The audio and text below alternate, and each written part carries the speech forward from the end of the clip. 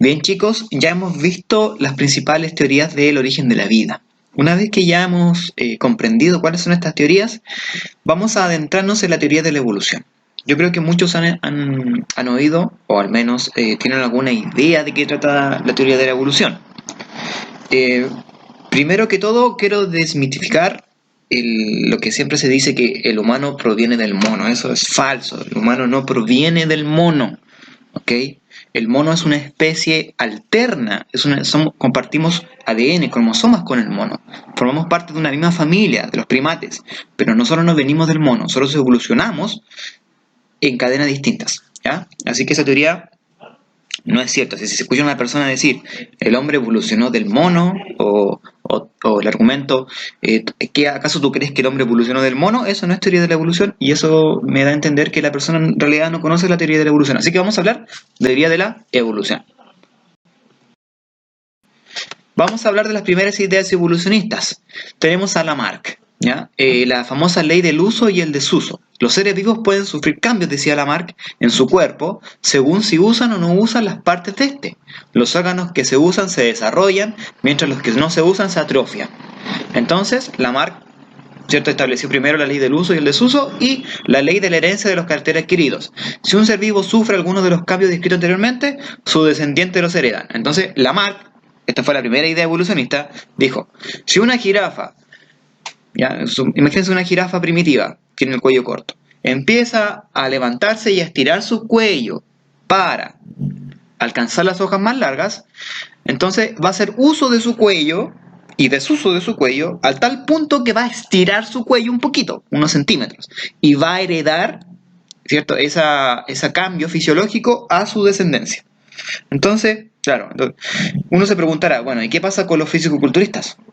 Entonces, si un fisicoculturista usa mucho los músculos, ¿sus hijos nacerán musculosos? Eso es un poco, no sé si tiene un poco de sentido. Vamos a ver. Entonces, la evolución de las jirafas según Lamarck. Las jirafas viven en la sabana, alimentándose de la hoja de los árboles. En época de sequía, las hojas escasean. Ante la falta de hojas, las jirafas estiran su cuello y sus patas para lograr alcanzar las hojas situadas a más altura. El estiramiento, esto es el uso y desuso de un órgano, en este caso el cuello, provocaría su alargamiento. Estos caracteres son heredados por los descendientes. Entonces, a través de miles de años, dijo Lamarck, millones de años, las jirafas hacen uso de su cuello, y van estirando su cuellito poco a poco y van heredando ese pequeño alargamiento, descendencia por descendencia, hasta que la jirafa actual tiene un cuello alargado. Entonces yo les decía, bueno, entonces si la teoría de Lamarck fuera cierta, los hijos de fisicoculturistas o personas que han vivido en generaciones de hombres que han practicado el fisicoculturismo, mujeres que practican el fisicoculturismo, entonces deberían tener hijos musculosos, deberían nacer así con músculos, con un desarrollo muscular importante. Eso es lo primero que te hace pensar, bueno, la teoría de Lamarck algo tiene mal, algo falla, ¿cierto? Pero no teníamos que ser malos con Lamarck, ¿ya? Lamarck fue el primero en sostener los procesos de adaptación del medio ambiente. O sea, él fue el primero en decir, oye, los organismos evolucionan y cambian en función del medio ambiente, van evolucionando. Él fue el primero, no fue Darwin. Yo sé que muchos conocen a Charles Darwin, vamos a hablar de él, pero el primero fue Lamarck. Aunque estaba equivocado, fue el primero en proponer que hay un proceso de adaptación, de cambio en el tiempo. Entonces, luego llega Charles Darwin, ¿cierto?, con su famoso libro El origen de la especie, donde revoluciona todo el campo de la ciencia de la biodiversidad. Entonces Charles Darwin, que fue un biólogo, era un apasionado por el estudio del ecosistema, la biodiversidad, recorrió muchas partes del mundo, elaboró esta teoría, que vamos a ver a continuación. Entonces Darwin propuso que hay una variabilidad en las especies. ¿Qué quiere decir eso? Entonces Darwin se dio cuenta que en Galápagos habían pinzones. Los pinzones son aves, ¿ya?, que tenían, según el lugar donde habitaban, distintas formas. Su pico era de distintas formas, ¿ya? Según las distintas islas donde habitaban. Entonces Darwin supuso que estas diferencias eran leves porque vivían relativamente juntas. Es decir, los pinzones que vivían en islas diferentes, pero relativamente juntas, evolucionaron, cambiaron su pico de distinta forma, pero no era tan significativo el cambio, porque vivían juntas. Pero al aumentar la distancia entre sí, entre más lejos estuvieran las islas, también aumentaba la diferencia en la forma física, ¿cierto? Y las costumbres que tenían estas aves. Entonces ahí Darwin se dio cuenta que había una variabilidad de la especie. O sea, la forma de la especie era distinta en función de su medio ambiente, donde vivían. La segunda hipótesis de Darwin está en la selección natural. ¿Ya? Las especies cambian continuamente. Esto se llama variabilidad. ¿Okay? Van cambiando las especies, apareciendo unas nuevas y extinguiéndose otras con el paso del tiempo. Este cambio es gradual y continuo, ¿ya? Puede demorar millones de años. La evolución es un proceso que demora millones de años. No son cambios bruscos, ¿ya? No es que yo el día de mañana vamos a evolucionar los seres humanos y vamos a tener un tercer brazo. No, es un proceso demasiado largo donde se va adaptando, el organismo se va adaptando al medio ambiente, va cambiando. Eso se llama variabilidad. Aquellas especies semejantes provienen de un antepasado común. Por ejemplo, el chimpancé y el humano, el león y el tigre. Nosotros compartimos mucho ADN con un gran porcentaje del ADN con el chimpancé, y el león y el tigre provienen de un ancestro común, por eso están en la familia de los felinos, y el chimpancé y el humano estamos en la familia de los primates. Nosotros compartimos un ancestro común, el hombre no viene del mono. Vuelvo a repetir eso, compartimos un ancestro común. Entonces, Charles Darwin dijo que la descendencia con modificaciones, o sea, de acuerdo a la observación de Darwin, advierte que entre los individuos de una misma especie surgen ciertas variaciones aleatorias, como en el caso de los pinzones en las Islas Galápagos. La selección natural, si las variaciones producidas son favorables, permiten sobrevivir a los individuos que las poseen, adaptándose al medio, lo que les permitirá reproducirse exitosamente y transmitir estos rasgos a su descendencia. A ver, esto es súper importante. ¿Qué es la selección natural? Quiere decir, ¿qué se dio cuenta Charles Darwin? Se dio cuenta que si esa característica que tiene un ser vivo le permite sobrevivir mejor que otro, entonces es probable que ese ser vivo, con esa característica específica, sobreviva. Y como va a sobrevivir, va a poder reproducirse y transmitir su descendencia esa misma característica. Ese es el proceso de selección natural. ¿Ya? La teoría de la selección entonces se puede resumir en la descendencia con modificaciones, como decíamos, y la selección natural. Vamos a ver ahora la evolución de las jirafas, ya no vista desde la teoría de Lamarck, sino vista desde la teoría de Charles Darwin. Entonces, Charles Darwin se dio cuenta que en la población original, algunas jirafas tenían patas y cuellos largos, o nacieron así, con esa característica, por suerte.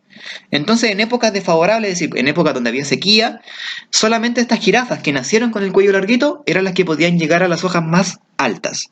Y las que no tenían el cuello lo suficientemente largo, ¿qué pasaba? Se morían. Entonces, es un proceso de selección. Por eso se llama selección.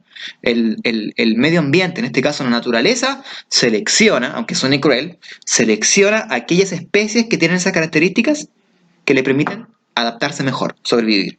Entonces, como las jirafas de cuello cortito morían, solamente quedaban las jirafas de cuello largo, y eran las que finalmente iban reproduciéndose y transmitiendo esa característica a su descendencia. Eso es selección natural.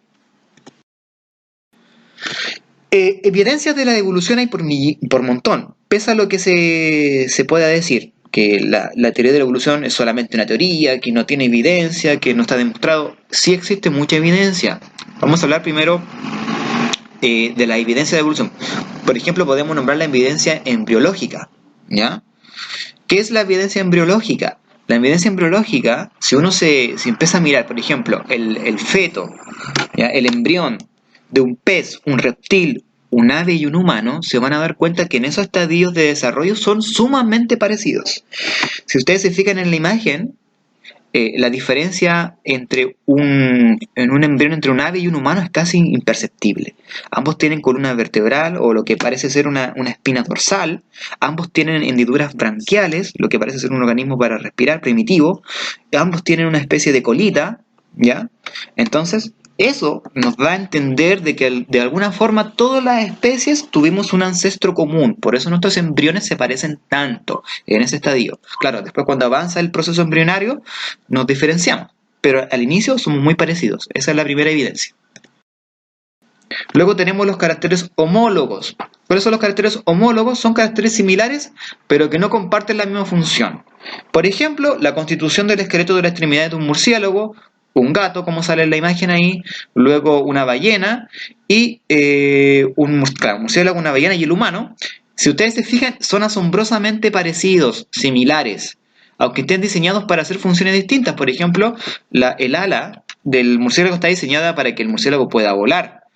A diferencia del brazo del humano, el pie del gato o la aleta de la ballena. Son funciones distintas, pero si uno mira la morfología, es decir, cómo está formado, si ustedes ven ahí, ambas tienen la misma la forma, ¿cierto? La forma de los dedos del humano se asemeja mucho a la forma de la aleta, de los huesos de la aleta de la ballena, lo mismo con el murciélago. Entonces, esa es otra evidencia, los caracteres homólogos, caracteres parecidos entre las especies, nos hacen pensar de que en algún momento tuvimos un ancestro común. Otros caracteres análogos, por ejemplo, los órganos análogos. ¿Sí? Son animales tan diversos como un tiburón, por ejemplo, que es un pez que tiene cartílagos, un pez espada, un pez que tiene huesos, óseo, o un ictosaurio, que fue un dinosaurio muy antiguo, ¿cierto? Un reptil, un fósil, y un delfín. Ahí si ustedes ven ahí la forma, son asombrosamente parecidos. O sea, ese ictosaurio que vivió hace millones de años tenía aletas, ¿cierto? Y se parece mucho al delfín, si se fijan. ¿Ya? Un delfín es una especie actual. Todas esas cosas nos muestran que independiente del tiempo que lleva la especie en la Tierra, comparten órganos similares, tienen formas similares. Eso nos hace pensar que compartimos nuevamente un ancestro común y que las especies van efectivamente cambiando por selección natural a través del tiempo.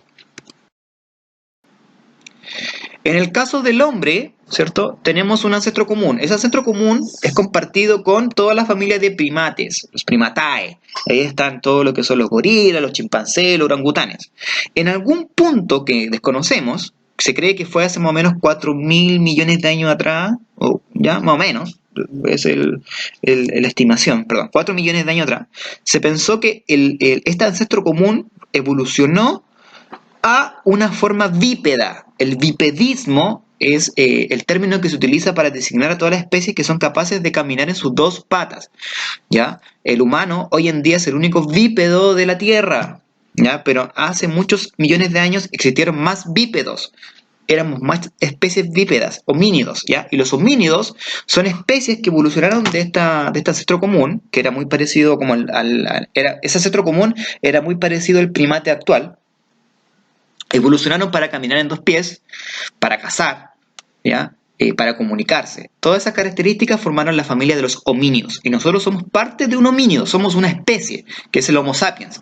Pero hace mucho tiempo compartimos la Tierra con otro homínido, que era el Homo neanderthals, o neanderthalis, ¿ya? Y muchos millones de atrás, esto por la arqueología, se fue encontrando otros tipos de homínidos, como el Australopithecus, el Homo habilis, que su nombre habilis viene de hombre hábil, porque fue alrededor de sus fósiles, de sus huesos, se encontraron herramientas. Entonces, ahí los científicos pudieron demostrar y descubrieron que este antiguo homínido, ¿ya? Ancestro del humano, era capaz de crear herramientas, hacer fuego, construir viviendas, o sea, construir pequeñas chozas con tronco. Entonces tenían habilidades, ¿ya? O sea, así fue el desarrollo, esta fue la evolución del humano. Ahora, mi pregunta es, ¿hemos encontrado nuestro ancestro común? No hemos encontrado nuestro ancestro común aún.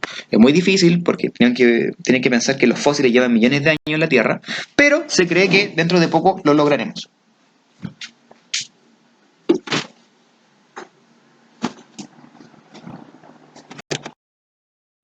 Entonces esta actividad va a repasar, con sus propias palabras, expliquen qué consisten las siguientes ideas: descendencia con modificaciones y la descendencia con selección natural, ¿ya? Y comparen las explicaciones de Lamarck y de Darwin para la existencia del cuello largo de las jirafas, ¿ya? Lamarck, ¿cómo explicaría las jirafas de cuello largo? Y Darwin, ¿cómo explicaría las jirafas de cuello largo? ¿Cómo evolucionaron?